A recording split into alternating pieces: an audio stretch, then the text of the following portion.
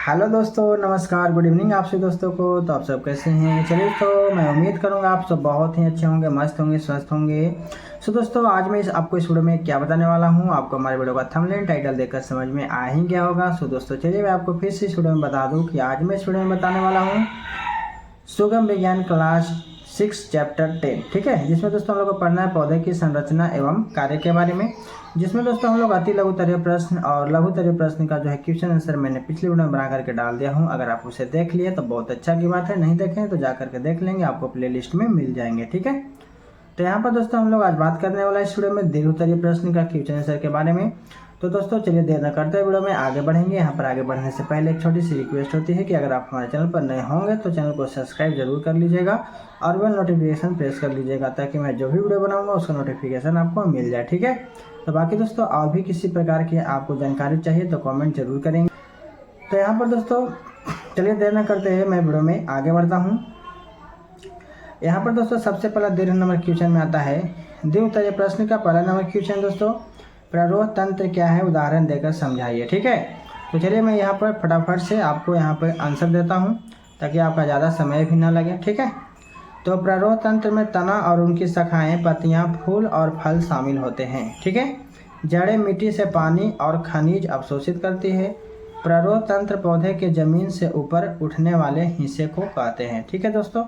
प्ररोह तंत्र के बारे में कुछ और बातें हैं, उसको जान लेते हैं। प्ररोह तंत्र जो है पौधे की जड़ प्रणाली के साथ मिलकर काम करता है। प्ररोह तंत्र में मौजूद संवहनी बंडल पानी और खनिजों को पहुंचाते हैं। भोजन का स्थानांतरण फ्लोएम द्वारा किया जाता है। प्ररोह तंत्र पौधे के विभिन्न घटकों को सहारा देता है ताकि वे सूर्य प्रकाश और वातावरण से संपर्क में आ सके, ठीक है। तो इस तरीके से दोस्तों आपको क्या करना है, द्वितीय का फर्स्ट नंबर क्वेश्चन का आंसर को देनी है। उसके बाद दोस्तों आपका आता है सेकंड नंबर क्वेश्चन कि जड़ों के क्या क्या कार्य हैं, ठीक है। जड़ का क्या क्या काम है उसके बारे में बताना है। तो दोस्तों यहाँ पर जड़ों के कार्य जो है निम्न है। जड़ों का कार्य है ना, उनका कार्य जो है 3 प्रमुख कार्य प्रदान करना होता है, ठीक है। सबसे पहले दोस्तों जल और खनिज को अवशोषित करना, पौधे को सहारा देना और स्थिर रखना तथा भोजन का भंडारण करना, ये तीनों कार्य है, ठीक है।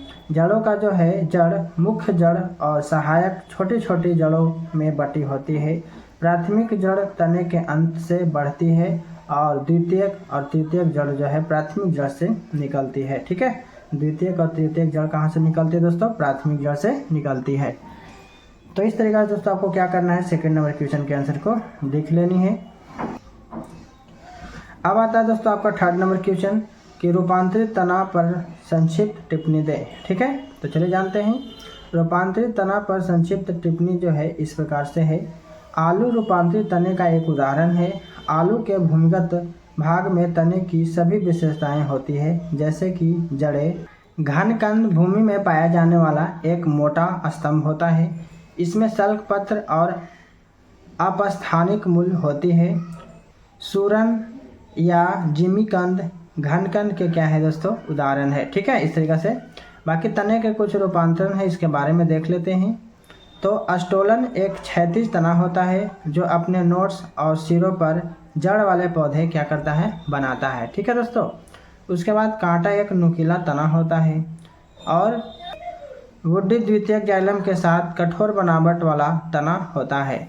तना पौधे के फलों और फूलों के लिए घर का काम करता है। तना पत्तियां फूलों और फलों और सब्जियों के लिए प्रकाश स्रोत का काम करता है। तना जो दोस्तों जड़ों से पौधे के विभिन्न क्षेत्रों में पानी और पोषण तत्वों को पहुंचाने में मदद करता है, ठीक है। तना पोषक तत्वों का भंडारण भी करता है। यह मुख्य रूप से 2 भागों में बटा होता है। पहला दोस्तों नोट्स और दूसरा है इंटर नोट्स, ठीक है। तो इस तरीके से क्या करेंगे, आप इसका आंसर लिख लेंगे। बाकी दोस्तों आपका आता है नेक्स्ट 4 नंबर क्वेश्चन।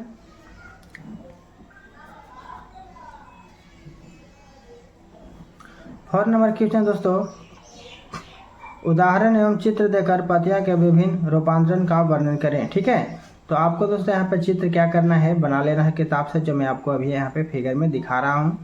तो पत्तियां कई तरह से रूपांतरित हो सकती हैं। मटर की तरह ऊपर चढ़ने के लिए, प्रतान में, कैक्टस की तरह रक्षा के लिए, सूल में और प्याज और लहसुन की तरह भोजन संचारित करने के लिए गूदेदार पत्तियां में और ऑस्ट्रेलियन अकेसिया में पत्तियां जो है छोटी और अल्पायु होती है। पत्तियों के कुछ हिस्से को अक्सर विशेष कार्यों के लिए संशोधित किया जाता है, जैसे कि चढ़ाई और सब्सट्रेट अटैचमेंट, भंडारण, शिकार या जलवायु परिस्थितियों से सुरक्षा या कीट शिकार को फंसाने और पचाने के लिए, है ना। पत्तियां पौधे का एक जो है संरचनात्मक घटक है। इसका मुख्य कार्य प्रकाश संश्लेषण और वाष्पोत्सर्जन होता है। इसमें उपस्थित हरे रंग के वर्णक को क्लोरोफिल कहते हैं, ठीक है। पत्तियां में सर्वाधिक पाया जाने वाला तत्व कार्बन है और बड़ी मात्रा में सेलुलोज होता है। तने या शाखाओं पर पत्तियां की व्यवस्था को फिलोटैक्सी पर्ण विन्यास कहते हैं। क्या कहते हैं दोस्तों? फिलोटैक्सी पर्ण विन्यास कहते हैं, ठीक है। 5 नंबर क्वेश्चन है दोस्तों कि एक प्रारूपिक पत्ती का नामांकित चित्र बनाइए और पत्ती के 2 कार्यों का उल्लेख करिए, ठीक है। तो मैं आपको यहाँ पर चित्र जो है फिगर में दिखा रहा हूँ, आपको यहाँ पे दिख रहा होगा। तो दोस्तों चलिए अब यहाँ पे क्या करते हैं, इसके 2 कार्य को जानते हैं, ठीक है। तो हमने दोस्तों प्रारूपिक पत्ती के 2 कार्य, एक प्रकाश संश्लेषण और एक वाष्पोत्सर्जन के बारे में आपको बताने वाला हूँ। तो प्रकाश संश्लेषण क्या होता है कि हरी पत्तियां सूर्य के प्रकाश की उपस्थिति में जल और कार्बन डाइऑक्साइड से अपना भोजन क्या बनाता है दोस्तों? ग्लूकोज, है ना, तैयार करती है। और यह विधि जो है प्रकाश संश्लेषण कहलाती है, ठीक है। वाष्पोत्सर्जन क्या होता है? तो पौधे जो है अपनी जड़ों की मदद से मिट्टी से जल अवशोषित करते हैं और यह जल तना तथा उसकी शाखाओं के द्वारा पौधे के सभी भागों में पहुंचता है। आवश्यक से अधिक जल पत्तियों के द्वारा जल वाष्प के रूप में वायुमंडल में छोड़ दिया जाता है। अब इस कार्य के लिए पत्तियों की सतह पर कई छोटे छोटे रंध्र पाए जाते हैं, जिन्हें स्टोमाटा कहते हैं, ठीक है। तो इस तरीके से दोस्तों आपका 5 नंबर क्वेश्चन के आंसर को लिखनी है। अब आता है दोस्तों आपका 6 नंबर क्वेश्चन कि एक फूल के विभिन्न भागों का वर्णन करें, ठीक है। तो एक फूल के विभिन्न भाग का जो है इस प्रकार से हम क्या करेंगे, वर्णन करेंगे। सबसे पहले दोस्तों वृंत के बारे में जानेंगे। तो फूल के डंठल को क्या बोला जाता है दोस्तों? वृंत कहते हैं, ठीक है। डंठल की मदद से ही फूल तने से जुड़े रहते हैं। कई फूलों में वृंत नहीं भी हो सकते हैं, ऐसे फूल अवृंत कहलाते हैं, ठीक है। और जिन फूलों में वृंत होते हैं उसे सवृंत कहते हैं, ठीक है दोस्तों। तो दोस्तों दूसरा नंबर आपका आता है पुष्पासन। वृंत के सिरे पर स्थित चपटा भाग पुष्पासन कहलाता है। पुष्पासन पर ही फूल के अन्य भाग एक विशेष प्रकार के चक्र में सजे होते हैं, ठीक है। उसके बाद दोस्तों आपको बाह्यदल के बारे में बता देना है कि यह फूल का जो है सबसे बाहरी चक्र, इसमें कई पत्तियों जैसी रचनाएं होती हैं जिसे बाह्यदल कहते हैं, ठीक है। उसके बाद दोस्तों आपका दल पुंज के बारे में बता देना है। यह फूल का द्वितीयक चक्र है और इसमें कई पत्रों जैसी रचनाएं होती है जो पंखुड़ी या दलपत्र कहलाती है। यह फूल का जो है सबसे आकर्षक भाग होता है, ठीक है दोस्तों। उसके बाद आपका 5 नंबर में बता देना है पुमंग के बारे में कि यह फूल का जो है नर जनन अंग है। इसमें कई लंबी तथा पतली रचनाएं होती है जो पुंकेसर कहलाती है, ठीक है दोस्तों। उसके बाद आप जयंग के बारे में बता देंगे। यह फूल का सबसे भीतरी चक्र है और यह फूल का मदा जनन अंग है। और जयांग में सामान्यतः 1 या 2 स्त्रीकेसर होते हैं। स्त्रीकेसर का शीर्ष भाग जो है वर्तिकाग्र और बीच का लंबा तंतु जैसा भाग जो है वर्तिका तथा नीचे का कुछ फूला हुआ भाग अंडाशय कहलाता है। अंडाशय के भीतर कई छोटी छोटी गोलाकार रचनाएं होती है जो बीजांड कहलाती है। क्या कहलाते हैं दोस्तों? बीजांड। उसके बाद दोस्तों आपको बता देना है निषेचन के बारे में कि परागकण का बीजांड के साथ संयोजन निषेचन कहलाता है और इस संयोजन के बाद ही अंडाशय फल में क्या होते हैं दोस्तों? परिवर्तित होता है, ठीक है। तो इस तरीके से क्या करना है आपको 6 नंबर क्वेश्चन का जो है आंसर को लिख लेनी है। 7 नंबर क्वेश्चन दोस्तों के फूल के विभिन्न भाग क्या क्या हैं, प्रत्येक के एक एक कार्य का उल्लेख करें, ठीक है। तो दोस्तों यहाँ पर फूल के विभिन्न भाग और उनके कार्य जो है निम्न है। सबसे पहला दोस्तों बाह्यदल के बारे में जानेंगे। तो फूल का सबसे बाहरी चक्र होता है। ये क्या होता है दोस्तों? फूल का सबसे बाहरी चक्र होता है और यह पंखुड़ियों के नीचे होता है और पत्ती जैसा दिखता है, ठीक है। तो बाह्यदलों के समूह को बाह्यदल पुंज कहते हैं। कली अवस्था में फूल की रक्षा करना बाह्यदल पुंज का जो है मुख्य कार्य होता है, ठीक है। मुख्य कार्य किसका दोस्तों, बाह्य दल पुंज का है। ठीक है, दूसरा आता है दोस्तों पंखुड़ियाँ, इसके बारे में जानते हैं। तो पंखुड़ियाँ दोस्तों ये फूल का जो है रंगीन हिस्सा होता है और इन्हें सामूहिक रूप से जो है कोरोला कहते हैं। ठीक है, करोला का मुख्य कार्य जो है कीटों तितलियों जैसे पराग कणों को फूल की तरफ आकर्षित करना होता है। ठीक है, ये दोस्तों पंखुड़िया का कार्य होता है।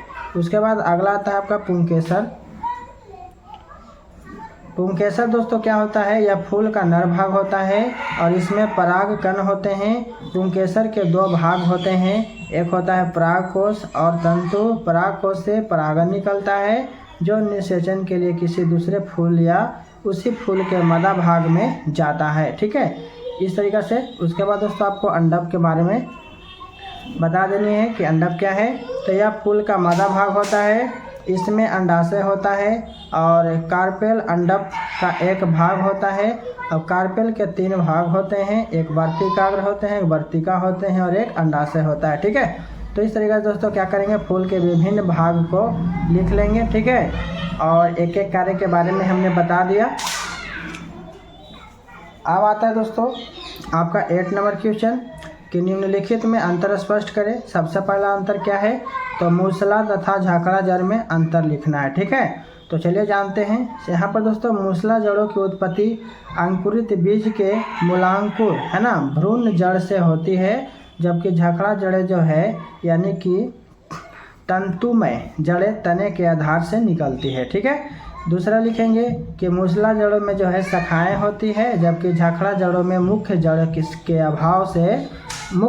अभाव में शाखाएं नहीं होती है। ठीक है, मूसला जड़ों में शाखाएं होती है जबकि झाकड़ा जड़ों में मुख्य जड़ के अभाव में शाखाएं नहीं होती है। ठीक है, तीसरा नंबर में दोस्तों कि मूसला जड़ें जो है आमतौर पर रेशेदार जड़ों की तुलना में मोटी और लंबी होती है। ठीक है, चौथा में बता देना है कि मूसला जड़ें सीधी मिट्टी में नीचे की ओर बढ़ती है, जबकि झाकड़ा जड़ें जो है सभी दिशाओं में फैलती है। ठीक है, उसके बाद दोस्तों पांचवा में बता देना है कि चुकंदर, आम, गाजर, मूली आदि में मूसला जड़ होती है, जबकि गेहूं के पौधे में झाकड़ा जड़ होती है। ठीक है, तो इस तरीके से आपको अंतर को क्या करना है बता देना है।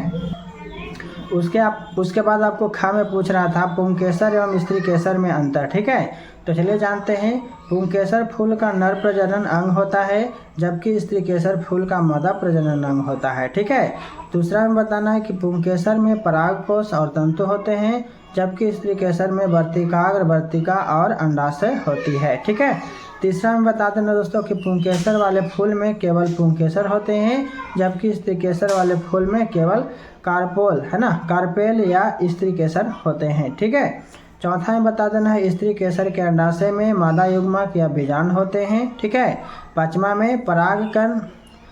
में दोस्तों परागन की प्रक्रिया में परागकोश से परागकण वर्तिकाग्र में जाते हैं और अंडाशय में क्या होता है, निषेचन होता है। ठीक है, तो इस तरीके से दोस्तों ख का जो है आप अंतर को बता देंगे।